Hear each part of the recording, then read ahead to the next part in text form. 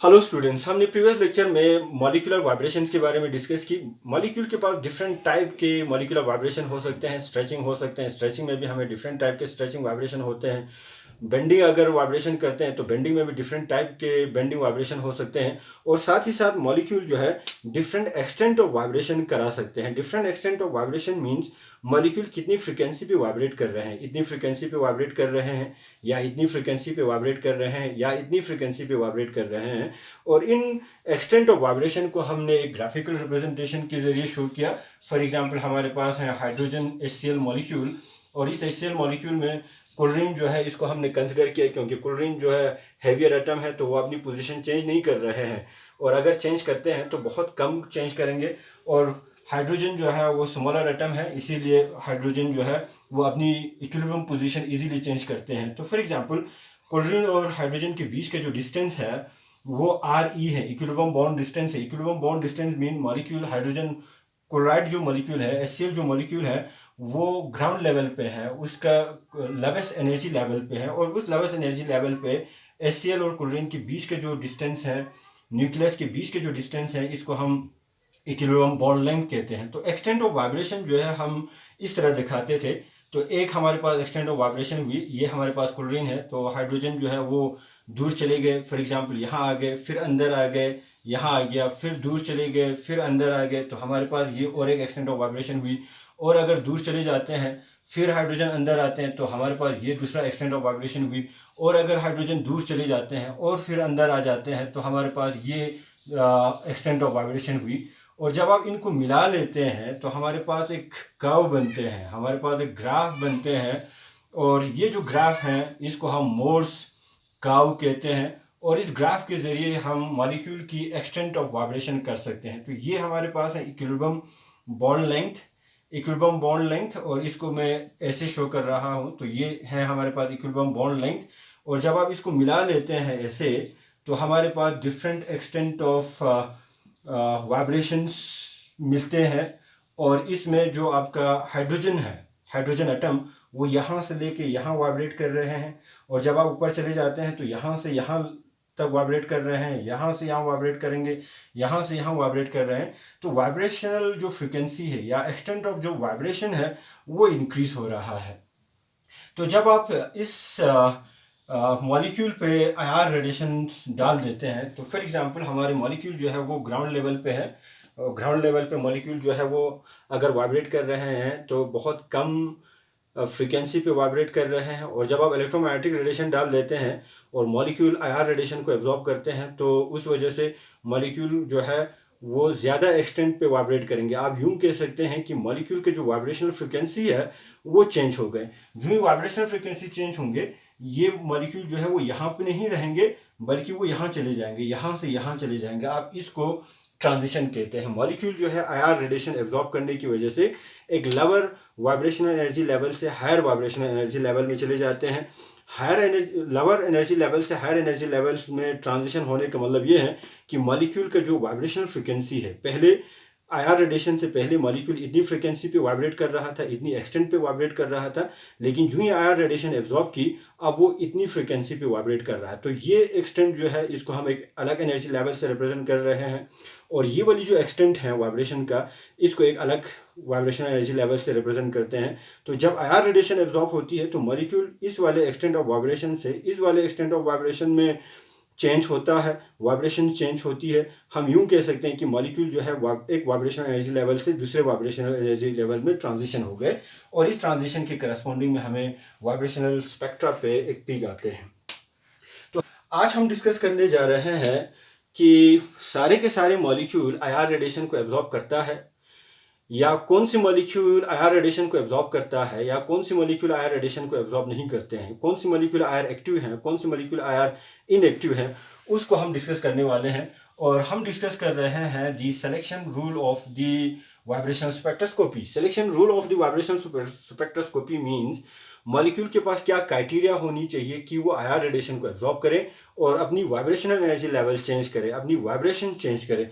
तो vibrational spectra होने के लिए या IR रेडिएशन को एब्जॉर्ब करने के लिए मॉलिक्यूल का dipole moment must change during the vibration के दौरान मॉलिक्यूल का डायपोल मूवमेंट चेंज होनी चाहिए, तभी मॉलिक्यूल आईआर रेडिएशन को एब्जॉर्ब करता है, तभी उस तरीके के मॉलिक्यूल को हम आईआर एक्टिव कहेंगे। तो फॉर एग्जांपल हमारे पास एक मॉलिक्यूल है ए बी मॉलिक्यूल, और ए बी मॉलिक्यूल में ए और बी एटम है हमारे पास। बी एटम का इलेक्ट्रोनेगेटिविटी ज़्यादा है, तो बी एटम पे पार्शियल नेगेटिव चार्ज डेवलप होंगे और ए एटम पे पार्शियल पॉजिटिव चार्ज होंगे। तो ये वाले जो मॉलिक्यूल हैं वो पोलर मॉलिक्यूल हैं, और जब पोलर मॉलिक्यूल होंगे तो हमारे पास इस मॉलिक्यूल का एक डायपोल मूवमेंट होती है। अब इस मॉलिक्यूल में डायपोल मूवमेंट की मैग्नीट्यूड कितनी है, कितनी डायपोल मूवमेंट है, वो हम निकालते हैं। वो बराबर होती है r into q, where r is the equilibrium bond distance, internuclear distance, and q is the charge on the atom. जब आप ये वैल्यू पुट करते हैं तो इस वाले मॉलिक्यूल का डायपोल मूवमेंट आप इजीली कैलकुलेट कर सकते हैं। हमने रोटेशनल स्पेक्ट्रा में ये देखा कि फॉर एग्जांपल हमारे पास है ये मॉलिक्यूल, और जब रोटेशनल स्पेक्ट्रोस्कोपी या माइक्रोवेव रेडिएशन को एब्जॉर्ब करने के लिए मॉलिक्यूल जो है वो पोलर मॉलिक्यूल होनी चाहिए, उस मॉलिक्यूल में डायपोल मूवमेंट होनी चाहिए। तो फॉर एग्जांपल हमारे पास ये मॉलिक्यूल है, बी पे नेगेटिव चार्ज एंड ए पे पॉजिटिव चार्ज, और इसका जो डायपोल मूवमेंट की जो डायरेक्शन है वो ऐसे होंगे पॉजिटिव से नेगेटिव की तरफ, क्योंकि डायपोल मूवमेंट जो है, डायपोल मूवमेंट का वेक्टर क्वांटिटी है, डायपोल मूवमेंट का एक डायरेक्शन होती है, एक मैग्नीट्यूड होती है। तो फॉर एग्जांपल ये जो मॉलिक्यूल है वो रोटेट कर रहे हैं, और हमने ये एजप्शन ले ली कि मॉलिक्यूल रोटेशन के दौरान इंटरन्यूक्लियर डिस्टेंस चेंज नहीं करते हो। जब इंटरन्यूक्लियर डिस्टेंस चेंज नहीं होती है तो आर का वैल्यू सेम रहेगा, और इन एटम पे जो इंटेंसिटी है पॉजिटिव नेगेटिव चार्ज का वो सेम रहेगा। तो magnitude of the dipole movement change नहीं होंगे, magnitude of the dipole movement same रहेगा। लेकिन डिफरेंट क्या होती है, जब मॉलिक्यूल रोटेट करते हैं तो मॉलिक्यूल का डायपोल मूवमेंट की डायरेक्शन चेंज होती है। मॉलिक्यूल की डायपोल मूवमेंट एक पीरियोडिकल वे में चेंज होती है, और चाहे वो डायपोल मूवमेंट की डायरेक्शन चेंज होती हो या मैग्नीट्यूड चेंज होती हो, आप यूं कह सकते हैं डायपोल मूवमेंट चेंज हो रहा है। तो डायपोल मूवमेंट चेंज होता है due to because of the change in the direction of the dipole movement, और उस वजह से मॉलिक्यूल में एक ऑसिलेटिंग डायपोल क्रिएट होता है। और जब आप इस मॉलिक्यूल पे माइक्रोवेव रेडिएशन डालते हैं या इलेक्ट्रोमैग्नेटिक रेडिएशन डालते हैं, तो हमारे पास इलेक्ट्रोमैग्नेटिक रेडिएशन में इलेक्ट्रिक फील्ड होता है, मैग्नेटिक फील्ड होता है। तो इलेक्ट्रिक कंपोनेंट के साथ वो ऑसिलेटिंग जो डायपोल मूवमेंट मॉलिक्यूल में है, उस ऑसिलेटिंग डायपोल मूवमेंट के साथ electric component of the electromagnetic radiation interact करते हैं। आप यूं कह सकते हैं कि इलेक्ट्रोमैग्नेटिक रेडिएशन मॉलिक्यूल ने एब्जॉर्ब की है, मॉलिक्यूल इलेक्ट्रोमैग्नेटिक रेडिएशन को एब्जॉर्ब की। तो कौन सी इलेक्ट्रोमैग्नेटिक रेडिएशन का फ्रीक्वेंसी एब्जॉर्ब करता है मॉलिक्यूल, वो डिपेंड करते हैं कितनी फ्रीक्वेंसी पे मॉलिक्यूल रोटेट करते हैं। कितनी, अगर आपके मॉलिक्यूल का रोटेशनल फ्रीक्वेंसी रिजेंबल करता हो, रिजोनेट करता हो, मैच करता हो with the frequency of the electromagnetic radiation, और वो वाली फ्रीक्वेंसी एब्जॉर्ब होता है, और आपके मॉलिक्यूल का जो रोटेशन है, जो रोटेशनल फ्रीक्वेंसी है वो चेंज होता है। आप यूं कह सकते हैं मॉलिक्यूल जो है molecule lower rotational energy level से हायर रोटेशनल एनर्जी लेवल में ट्रांजिशन कराते हैं। सेम इसी तरह जब आप मॉलिक्यूल वाइब्रेट होता है, जब मॉलिक्यूल वाइब्रेट होता है तो वाइब्रेशन से क्या होती है, हमारे डायपोल मूवमेंट पे क्या असर होता है।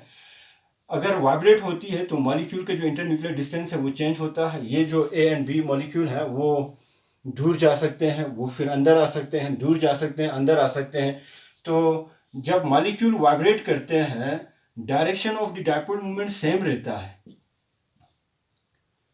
Direction of dipole movement same रहता है, लेकिन magnitude of the dipole movement change होती है due to change in the internuclear distance. जब आप इस तरीके के वाइब्रेशन को देखेंगे तो इतना हमारे पास इंटरन्यूक्लियर डिस्टेंस था, और जब ये वाइब्रेट करने लगते हैं तो इतनी डिस्टेंस हो गई, फिर इतनी डिस्टेंस हो गई। अब ये कंप्रेशन अगर होता है, एटम एक दूसरे के नज़दीक आता है तो इंटरन्यूक्लियर डिस्टेंस चेंज हो गया, तो आर का वैल्यू जो है वाइब्रेशन की वजह से चेंज होता है।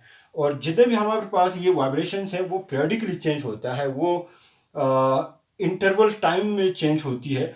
उस वजह से जो डायपोल मूवमेंट के जो वैल्यू होंगे, हमें अलग अलग डायपोल मूवमेंट के वैल्यू आएंगे। इसके लिए एक अलग सा डायपोल मूवमेंट का वैल्यू होगा, इसके लिए अलग सा डायपोल के मूवमेंट का वैल्यू होंगे, इसके लिए अलग सा, इसके लिए अलग सा।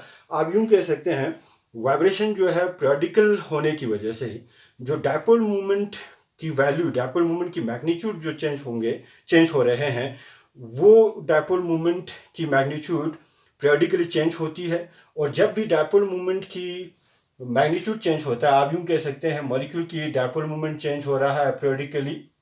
और जब डायपोल मूवमेंट पीरियडिकली चेंज होता है तो हम यूँ कह सकते हैं कि मॉलिक्यूल में एक ऑसिलेटिंग डायपोल क्रिएट हुआ। और जब आप इस मॉलिक्यूल पे इलेक्ट्रोमैग्नेटिक रेडिएशन डालते हैं तो इलेक्ट्रोमैग्नेटिक रेडिएशन के इलेक्ट्रिक कंपोनेंट के साथ ऑसिलेटिंग डायपोल मूवमेंट इंटरैक्ट करते हैं। जो ही इंटरैक्ट करते हैं इलेक्ट्रोमैग्नेटिक रेडिएशन एब्जॉर्ब होता है।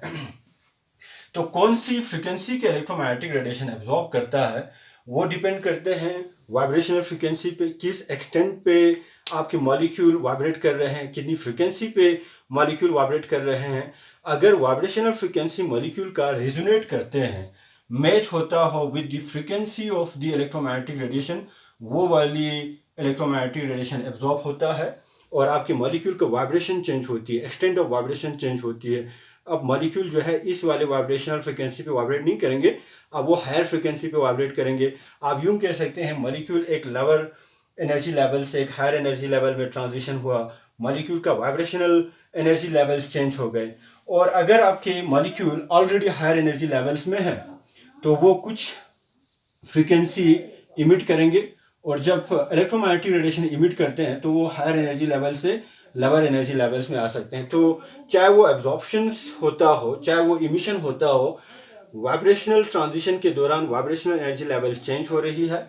और इस वाइब्रेशनल एनर्जी लेवल चेंज से हमें स्पेक्ट्रा पे एक जो सिलेक्शन रूल है वाइब्रेशनल स्पेक्ट्रोस्कोपी के लिए कि हमारे जो डायपोल मूवमेंट है वो चेंज होनी चाहिए। और जितने भी हमारे पास होमो न्यूक्लियर डायटोमिक मॉलिक्यूल हैं जिसमें दोनों एटम सेम हो, जैसे हमारे पास H2 हैं, N2 हैं, हमारे पास Cl2 हैं, इस तरीके के जितने भी मॉलिक्यूल हैं अगर ये वाइब्रेट करते हैं और एक तो इन मॉलिक्यूल में कोई भी डायपोल मूवमेंट नहीं होती है, और जब ये वाइब्रेट करते हैं चाहे वो एलोंगेट करते हो, स्ट्रेचिंग करते हो या कंप्रेस होती हो, तो डायपोल मूवमेंट में कोई भी चेंज नहीं होती है। तो इस तरीके की मॉलिक्यूल जो है आर रेडिएशन को एब्जॉर्ब नहीं करती है। इस तरीके की मॉलिक्यूल का वाइब्रेशनल एनर्जी लेवल चेंज नहीं होती है आर रेडिएशन की वजह से, और इस तरीके की मॉलिक्यूल का वाइब्रेशनल स्पेक्ट्रोस्कोपी में वाइब्रेशनल स्पेक्ट्रा नहीं मिलेंगे। लेकिन अगर हमारे पास हिट्रो डाई न्यूक्लियर मॉलिक्यूल्स हैं, जैसे हमारे पास हैं HCl हैं, हमारे पास HCN है, हमारे पास CO है, इस तरीके के जितने भी हमारे पास मॉलिक्यूल्स हैं, इन मॉलिक्यूल्स में एक रिजल्टेंट डायपोल मूवमेंट होती है। और जब वाइब्रेशन करने लगते हैं तो डायपोल मूवमेंट की जो वैल्यू है वो अलग अलग होती है, वो चेंज हो जाती है। और उस वजह से इस तरीके के मॉलिक्यूल जो है IR एक्टिव मॉलिक्यूल्स हैं, इस तरीके के मॉलिक्यूल IR रेडिएशन को एब्जॉर्ब करते हैं और IR स्पेक्ट्रा बनेंगे। लेकिन हमारे पास एक मॉलिक्यूल है कार्बन डाइऑक्साइड मॉलिक्यूल, और कार्बन डाइऑक्साइड मॉलिक्यूल जो है वो लीनियर मॉलिक्यूल है। माइक्रोवेव रेडिएशन को एब्जॉर्ब करने के लिए जो सिलेक्शन रूल था हमारे पास, जो क्राइटेरिया था हमारे पास, वो था जितने भी हमारे पास माइक्रोवेव एक्टिव मॉलिक्यूल्स हैं उन माइक्रोवेव एक्टिव मॉलिक्यूल्स में डायपोल मूवमेंट एक परमानेंट डायपोल मूवमेंट होनी चाहिए। परमानेंट डायपोल मूवमेंट, जब आप कार्बन डाइऑक्साइड को देखते हैं तो ये नेगेटिव चार्ज हैं, ये पार्शियल पॉजिटिव चार्ज होंगे, ये पार्शियल नेगेटिव चार्ज होंगे, क्योंकि इलेक्ट्रोनेगेटिविटी डिफरेंस है, ऑक्सीजन की इलेक्ट्रोनेगेटिविटी ज़्यादा है। तो इस वाले बॉन्ड में एक मूवमेंट है और उसका जो डायरेक्शन है वो इस तरफ है, पॉजिटिव से नेगेटिव की तरफ हम मूवमेंट की डायरेक्शन दिखाते हैं, और इसकी जो डायरेक्शन है वो ऐसे है। और इनका जो बॉन्ड मूवमेंट और इनका बॉन्ड मूवमेंट सेम है, और आप यूँ कह सकते हैं बॉन्ड मूवमेंट की मैग्नीट्यूड दोनों का सेम है, लेकिन डिफरेंट डायरेक्शन की वजह से जो रिजल्टेंट डायपोल मूवमेंट है वो जीरो के बराबर होती है, क्योंकि बॉन्ड मूवमेंट एक दूसरे को कैंसिल करते हैं, इक्वली कैंसिल करते हैं। तो कार्बन डाइऑक्साइड में जो डायपोल मूवमेंट है, रिजल्टेंट जो डायपोल मूवमेंट है वो जीरो होता है। आप यूँ कह सकते हैं कार्बन डाइऑक्साइड में परमानेंट डायपोल मूवमेंट नहीं है, तो कार्बन डाइऑक्साइड जो है माइक्रोवेव इनएक्टिव हुआ करता था, माइक्रोवेव इनएक्टिव मॉलिक्यूल है, माइक्रोवेव रेडिएशन को एब्जॉर्ब नहीं करते हैं। लेकिन जब आप कार्बन डाइऑक्साइड की वाइब्रेशंस देखते हैं तो हमारे पास इस तरीके के वाइब्रेशंस होंगे। एक वाइब्रेशंस में कपल्ड वाइब्रेशन हो सकते हैं जिसमें दोनों कार्बन और ऑक्सीजन का जो बॉन्ड है वो एलोंगेट हो रहा है, या दोनों ऑक्सीजन जो है वो एक दूसरे से दूर हो रहे हैं फिर अंदर आ रहे हैं। तो उस वजह से जो डायपोल मूवमेंट हमारे पास मिलेंगे ये है हमारे पास इस बॉन्ड मूवमेंट का डायरेक्शन और ये हमारे पास इस बॉन्ड मूवमेंट का डायरेक्शन। फॉर एग्जांपल इसको मैं यहाँ दिखा रहा हूँ ताकि ये एलोंगेट हो गए। तो बॉन्ड मूवमेंट चेंज हो गए, लेकिन फिर से दोनों बॉन्ड मूवमेंट की मैग्नीट्यूड सेम चेंज हो रहा है और दोनों बॉन्ड मूवमेंट की जो डायरेक्शन है वो अपोजिट है। तो दोनों बॉन्ड मूवमेंट एक दूसरे को कैंसिल अप करते हैं, रिजल्टेंट जो डायपोल मूवमेंट है वो जीरो होता है। तो इसका मतलब ये है कि जब कार्बन डाइऑक्साइड सिमेट्रिक स्ट्रेचिंग करते हैं, सिमेट्रिक वाइब्रेशन करते हैं, तो उस वजह से डायपोल मूवमेंट चेंज नहीं होता है। तो इस वाइब्रेशन के लिए आईआर रेडिएशन एब्जॉर्ब नहीं होता है। हमें आईआर स्पेक्ट्रा पे कार्बन डाइऑक्साइड का सिमेट्रिक वाइब्रेशन के करस्पॉन्डिंग में कोई भी पीक नहीं आएंगे, लेकिन कार्बन डाइऑक्साइड में इस तरीके के वाइब्रेशन हो सकते हैं। फॉर एग्जाम्पल हमारे पास ये कार्बन डाइऑक्साइड है, ये नेगेटिव चार्ज है, पॉजिटिव चार्ज है, नेगेटिव चार्ज। फॉर एग्जाम्पल हमारे कार्बन डाइऑक्साइड का जो बॉन्ड है वो दोनों डिप कपल्ड वाइब्रेशन कर रहे हो, एसिमेट्रिक वाइब्रेशन कर रहे हो, जिसमें एक ऑक्सीजन अंदर आ रहे हैं तो ये वाले बॉन्ड जो है वो चेंज हो रहे हैं और इसका जो बॉन्ड मूवमेंट की डायरेक्शन इस तरफ है और इसकी जो बॉन्ड मूवमेंट की डायरेक्शन है वो ऐसे हैं। तो ये एटम एलोंगेट हो रहे हैं, ये दूर जा रहे हैं, तो इसका जो बॉन्ड मूवमेंट के जो मैग्नीट्यूड है और इसका जो बॉन्ड मूवमेंट के जो मैग्नीट्यूड है वो डिफरेंट होंगे। इसका फॉर एग्जांपल 5 बॉन्ड मूवमेंट है, इसका फॉर एग्जांपल बॉन्ड मूवमेंट 2 आ गए, तो रिजल्टेंट डायपोल मूवमेंट जो है वो 0 के बराबर नहीं होंगे। उसका एक रिजल्टेंट डायपोल मूवमेंट का एक वैल्यू आ जाएगा, एक मैग्नीट्यूड आ जाएगा डायपोल मूवमेंट का, क्योंकि इक्वली बॉन्ड मूवमेंट एक दूसरे को कैंसिल नहीं कर रहा है। तो फॉर एग्जांपल हमारे पास यहाँ डायपोल मूवमेंट 0 था और ये मॉलिक्यूल जो है एसिमेट्रिक वाइब्रेशन कर रहे हैं इस तरीके से, और इस एसिमेट्रिक वाइब्रेशन में मॉलिक्यूल का एक रिजल्टेंट डायपोल मूवमेंट आ रहा है। इसका मतलब ये है कि इस मॉलिक्यूल का डायपोल मूवमेंट चेंज हो रहा है। एक लेवल में, एक वाइब्रेशन में डायपोल मूवमेंट 0 था, कोई भी डायपोल मूवमेंट नहीं थी, लेकिन दूसरे लेवल में डायपोल मूवमेंट चेंज हो गए, उसका एक वैल्यू आ गया। तो जब भी डायपोल मूवमेंट चेंज होती है तो उस तरीके की वाइब्रेशंस आईआर रेडिएशन को एब्जॉर्ब करता है। आईआर रेडिएशन उस तरीके की वाइब्रेशन को चेंज करते हैं। तो हम यूं कह सकते हैं कि कार्बन डाइऑक्साइड का जो एसिमेट्रिक वाइब्रेशन है, डिकपल्ड जो वाइब्रेशन है, वो वाइब्रेशन आईआर एक्टिव वाइब्रेशंस हैं। उस एसिमेट्रिक वाइब्रेशन के करस्पॉन्डिंग में हमें वाइब्रेशन स्पेक्ट्रोस्कोपी के स्पेक्ट्रा पे हमें पीक आएंगे। तो हम जनरली कह सकते हैं कि कार्बन डाइऑक्साइड जो है माइक्रोवेव इनएक्टिव था, क्योंकि कार्बन डाइऑक्साइड में dipole movement, resultant dipole movement जो है वो 0 आते थे, लेकिन कार्बन डाइऑक्साइड जो है आईआर एक्टिव है